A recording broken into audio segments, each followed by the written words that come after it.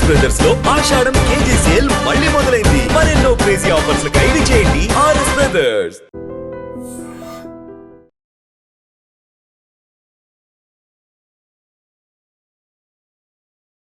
నమస్తే, welcome to iDream talking point with కవిత.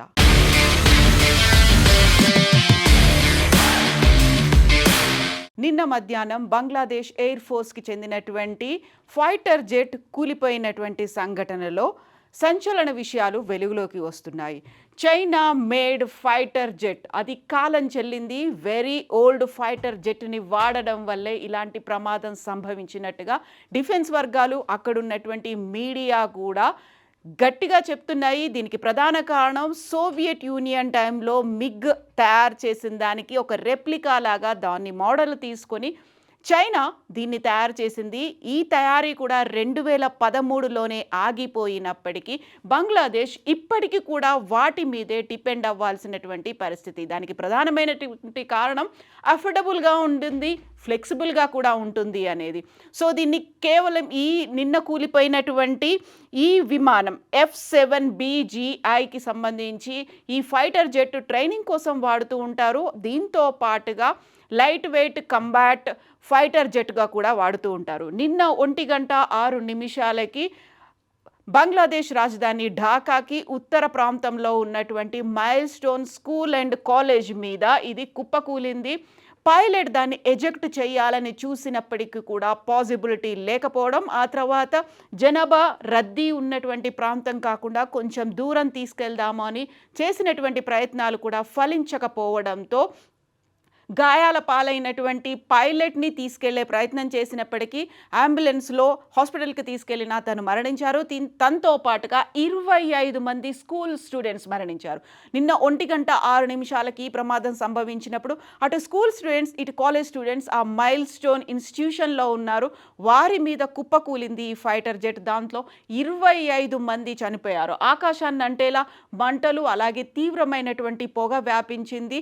ఒక రకంగా అహ్మదాబాద్ ఫ్లైట్ క్రాష్కి సంబంధించినటువంటి ఆ ఘటనలు మరొకసారి గుర్తు చేసుకున్నట్టుగా ఈ పరిస్థితులు అనేవి కనిపించాయి. అది కూడా మిట్ట మధ్యాహ్నమే జనసాంద్రత ఉన్నటువంటి ప్రాంతము. అహ్మదాబాద్ ప్లేన్ అయితే అక్కడ ఉన్నటువంటి మెస్ మీద కూలితే ఇది అక్కడ స్కూల్ ప్రెమిసెస్లో కూడా మనకి కనిపిస్తోంది ఎంతమంది స్టూడెంట్స్ ఉన్నారు. అక్కడ ఫుల్ అటెండెన్స్ ఉన్నటువంటి ఆ స్కూల్లో కాలేజ్ ప్రెమిసెస్లో ఇది కూలిపోవడం వల్ల 25 మంది చనిపోయారు.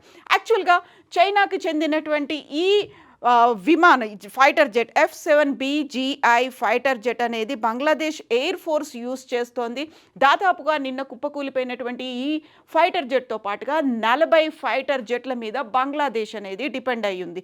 అఫోర్డబుల్గా ఉంటుంది, కొంచెం తక్కువ రేటుకే దొరుకుతుంది కాబట్టి వీటిని కొనుక్కోవాల్సినటువంటి పరిస్థితి ఏర్పడింది అని అక్కడ మీడియా ఇప్పుడు దాన్ని బలంగా చెప్తోంది. డిఫెన్స్ సిస్టమ్ కూడా, యాక్చువల్గా డిఫెన్స్ ఎక్స్పర్ట్ కూడా ఈ చైనా మేడ్ దాని మీదే ఇప్పుడు ఎక్కువగా బ్లేమ్ అనేది చేయడం జరుగుతోంది. గత 2 దశాబ్దాల్లో 11 ఇలాంటి ఫైటర్ జెట్ క్రాష్లు అవుతే అందులో 7 ఈ చైనా మేడ్ ఫైటర్ జెట్ వల్లే అయ్యాయి అనేది డిఫెన్స్ ఎక్స్పర్ట్స్ చెప్తున్నటువంటి వార్త. నిన్న దీన్ని ఈ ఫైటర్ జెట్ని రన్ చేసినటువంటి పైలట్ వెరీ ఫస్ట్ సోలో ఫ్లైట్ను తీసుకొని వచ్చాడు. అంటే తను ట్రైనింగ్ అవుతూ ఉన్నాడు, వెరీ ఫస్ట్ టైం తను సోలోగా ఈ ఫైటర్ జెట్ని తీసుకొచ్చారు. ఫ్లైట్ లెఫ్టినెంట్ తౌకీర్ ఇస్లాం సాగర్ తీవ్రమైనటువంటి గాయాల బారిన పడి బయటపడ్డప్పటికీ కూడా హాస్పిటల్కి తీసుకెళ్లే లోపే ఆ గాయాల బారినే తను మరణించేటువంటి పరిస్థితి ఏర్పడింది.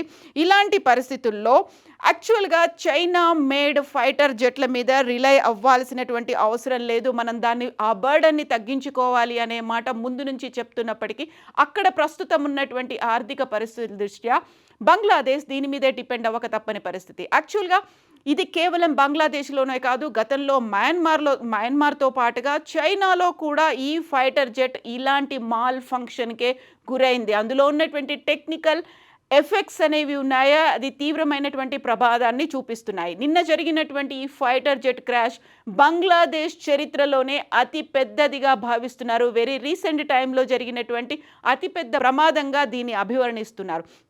యాక్చువల్గా ఇలాంటి ఫైటర్ జెట్లని కొనకూడదు అనేటువంటి ఒక అభిప్రాయానికి వచ్చినప్పటికీ కూడా అనివార్యమైనటువంటి పరిస్థితుల్లో కొనాల్సినటువంటి కొనక తప్పని పరిస్థితి. గతంలో కూడా People's Liberation Army, air force కూడా దీన్ని వాడింది. దీంతో పాటుగా మయన్మార్ కూడా తన ఎయిర్ ఫోర్స్, తన డిఫెన్స్ సిస్టంలో కూడా దీన్ని ఏర్పాటు చేసుకుంది. ప్రతిసారి ఇదే ప్రాబ్లం వస్తుంది. చెంగ్డు J7 F7కి చెందినటువంటి మోడల్ ఇది. చెంగ్డు అనేది చైనా మేడ్ ఫైటర్ జెట్. దాంట్లో ఈ ప్రమాదాలు ఉన్నాయి అనేది. చెంగ్డు J7 ఆర్ F7గా పిలుస్తుంటారు. ఈ గ్రిమ్ హిస్టరీ ఉంది, దానికి ఒక బ్యాక్గ్రౌండ్ అనేది ఉంది, మాల్ ఫంక్షన్స్ అనేవి ఉంటాయి, ఇంజన్ ఫెయిల్యూర్స్ ఉన్నాయి, at the same time fatal crashes అంటే మరణాలకు సంభవించేలా క్రాషెస్ అనేవి కూడా ఉన్నటువంటి హిస్టరీ ఉంది. ఇది విభిన్నమైనటువంటి వివిధ దేశాల్లో ఎయిర్ ఫోర్స్ దీని మీద డిపెండ్ అవ్వక తప్పని పరిస్థితి ఉంది. ఇక్కడ 2025లో మయన్మార్ ఎయిర్ ఫోర్స్ J7 అది ఒక టౌన్షిప్ మీద పడిపోయింది. అక్కడ కూడా టెక్నికల్ ఎర్రర్ వల్లే జరిగింది అనేటువంటి రిపోర్ట్స్ని బంగ్లాదేశ్ మీడియా ఇప్పుడు ప్రధానంగా ప్రచురిస్తోంది. 2022లో J7 చైనాలో కూడా అక్కడ కూడా హుబై ప్రావిన్స్లో కూడా కుప్పకూలింది. అయితే అక్కడ పైలట్ దాన్ని ఎజెక్ట్ చేయడంతో కొంచెం సేఫ్గా బయటపడ్డప్పటికీ పెద్ద ఎత్తున అయితే దీనికి ప్రమాదానికి కారణమవుతోంది. యాక్చువల్గా నిన్న జరిగినటువంటి ఇన్సిడెంట్ చూస్తే ఈ ఫైటర్ జెట్ ఎంతలా కాలిపోయింది అనేది అర్థమవుతోంది. సో అక్కడ 2 ముక్కలుగా విడిపోవడమే కాదు, భారీ స్థాయిలో మంటలు కూడా ఎగిసిపడడంతో అక్కడ స్టూడెంట్స్ 25 మంది మరణానికి కారణమైంది. 170 మంది స్టూడెంట్స్ ఇప్పటికీ హాస్పిటల్ల పాలై ఉన్నారు. అందులో తీవ్రమైనటువంటి గాయాలు అవడంతో పాటుగా ఎమర్జెన్సీ అత్యవసర పరిస్థితుల్లో ఐసీయూలో ఉన్నటువంటి స్టూడెంట్స్ కూడా ఉన్నారు. సీరియస్ కండిషన్లో ఉన్నారు. ఎంతమందికి ఇప్పుడు మేము బతికించుకోగలము అనేటువంటి పరిస్థితుల్లో ఉంది అని బంగ్లాదేశ్ మీడియా అయితే చెప్తోంది.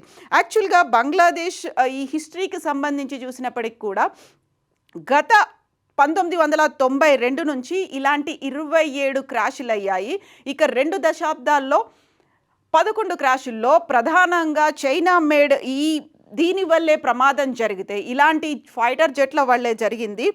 సో వీటిని రష్యన్ మేడ్ 3 యాక్సిడెంట్స్ అయ్యాయి. చెకోస్లోవాకియా మేడ్ ఒక ఫైటర్ జెట్తో యాక్సిడెంట్ అయింది. వీటిని ఎంత తొందరగా వీలైతే అంత తొందరగా వదిలించుకునే ప్రయత్నం చేయాలి అని చూసినప్పటికీ కూడా ఆర్థిక భారం, అక్కడ ఉన్నటువంటి సమస్యల వల్ల బంగ్లాదేశ్ వీటి మీదే డిపెండ్ అవ్వాల్సినటువంటి పరిస్థితి. ఇప్పుడు చైనా కూడా చుట్టుపక్కల ఉన్నటువంటి దేశాలకి తన ప్రోడక్ట్స్ అమ్ముకోవడానికి, డిఫెన్స్ సిస్టమ్ని, మెకానిజంని, ఫైటర్ జెట్లని అమ్ముకోవడానికి అమెరికా, రష్యా, ఫ్రాన్స్లతో పోటీ పడుతోంది. అందులో తక్కువ ధరకే అమ్మడం. మనం పాకిస్తాన్తో జరిగినటువంటి ఆపరేషన్ సింధూర్లో కూడా చైనా తన ఫైటర్ జెట్లతో పాటుగా మిసైల్స్ని, తన డిఫెన్స్ మెకానిజంని పాకిస్తాన్కి అందజేసింది. దాంట్లో భారతదేశం చాలా వరకు కూల్ చేసింది. అందులో ఇలాంటి ఫైటర్ జెట్సే ఉన్నాయి. సో ఇప్పుడే చుట్టుపక్కల ఉన్నటువంటి నైబరింగ్ స్టేట్స్ అనేవి తమ డిఫెన్స్ సిస్టమ్ని డెవలప్ చేసుకోవడానికి ప్రధానమైనటువంటి పోటీ అనేది పెద్ద దేశాల నుంచి వస్తుంది. అందులోనూ అమెరికా, ఫ్రాన్స్, రష్యా వీటి నుంచి తట్టుకుంటూ తక్కువ ధరకే అందిస్తున్నటువంటి ఇలాంటి ఫైటర్ జెట్ల వల్ల ప్రాణాపాయం కూడా ఉంది, తీవ్రమైనటువంటి నష్టం జరుగుతోంది. కాబట్టి మరొకసారి ఆలోచించుకోవాల్సినటువంటి పరిస్థితి ఏర్పడింది అని పాకిస్తాన్ డిఫెన్స్ సిస్టమ్, అక్కడ మీడియా కూడా చెప్తోంది. ఇప్పటికైతే 25 మరణాలు సంభవించాయి. దానికి ప్రధానమైనటువంటి కారణం చైనాకి చెందినటువంటి ఫైటర్ జెట్ల వల్ల ఒక ఫెయిల్యూర్, ఒక విషాదకరమైనటువంటి బ్యాక్గ్రౌండ్ ఉండడమే అనేది ఒక భావన.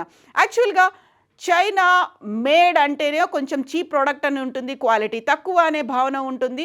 అది కూడా డిఫెన్స్ సిస్టమ్ ఒక కాంప్రమైజ్ అవ్వకూడనటువంటి పరిస్థితుల్లో వాటిని యూస్ చేసుకోవాల్సినటువంటి అవసరం ఏముంది అనేటువంటి భావన ఇప్పుడు ప్రతిపక్షాల నుంచి కూడా వస్తుంది. యాక్చువల్గా మీరేమనుకుంటున్నారు? చైనా ఇంత పెద్ద మార్కెట్లో డిఫెన్స్లో ఉన్నటువంటి ఇంత కాంపిటీషన్ని తట్టుకొని తక్కువ ధరకే అందివ్వడం, అది ప్రాణాలను తీసుకోవడం, నైబరింగ్ స్టేట్స్, నైబరింగ్ కంట్రీస్ ఏవైతే ఉన్నాయో వాటిని మీద డిపెండ్ అయినప్పటికీ కూడా నష్టపోవడం, వీటన్నిటి గురించి ఏమనుకుంటున్నారో కామెంట్స్ రూపంలో తెలియచేయండి.